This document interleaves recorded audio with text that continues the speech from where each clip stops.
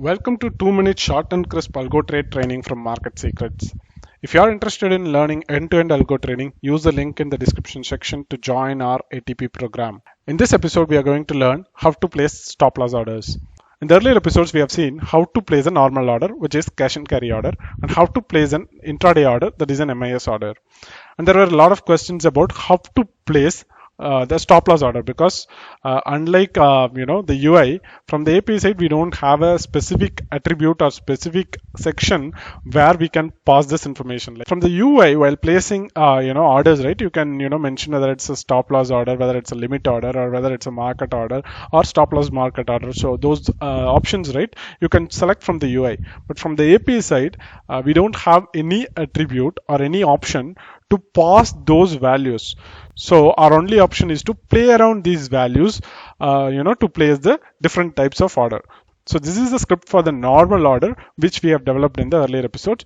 So if I run this particular script, right, a normal order will be placed in the system. So if I go back to the UI, you would see SBIN normal order buy at 510 rupees. Okay.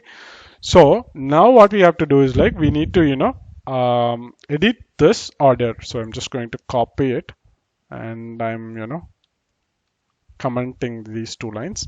And what I'm going to do is, like, I'm going to edit this to create a stop loss order. Okay. So first thing, you don't have to change any of these constants that I have mentioned in the earlier episode as well.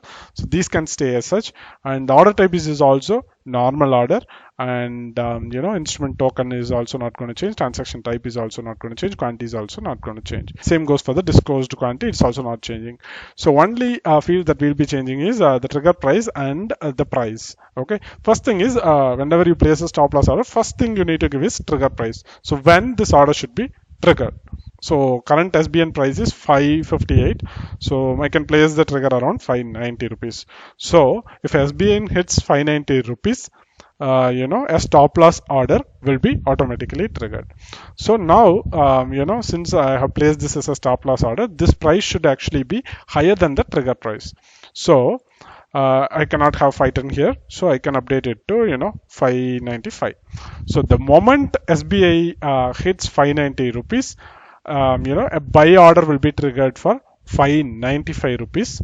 So from a UI standpoint, right, so what is happening is, like, instead of this limit order of 510, I am going to change this to stop loss limit order, and the trigger price is 590, and we need to give the actual price as well. So the price will be 595. This is what I'm doing from the script level. Okay, so the moment I place the order, this has actually changed to stop loss order from the UI. So likewise, I am placing a similar order from the script side, an equivalent order from the script side. So I modified one of the existing limit order to a stop loss order in the UI. Here I'm placing a new stop loss order from the script. So let's go back to the UI and see whether the new order is placed.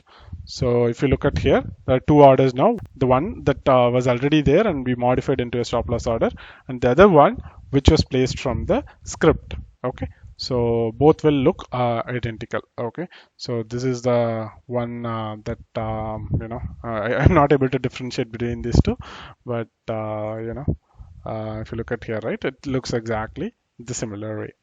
Okay. So this is how you need to place the stop loss order. So only thing is, everything remains the constant. Only thing is, you need to give a proper trigger price, which should be above the current market price, and also, give the proper price, which should again be, higher than the trigger price. That's how you need to place your stop loss orders from your script. If you have any queries, comments, or feedback about this episode, leave it down in the comment section. Also, if you like this episode, hit the like, share, and subscribe buttons.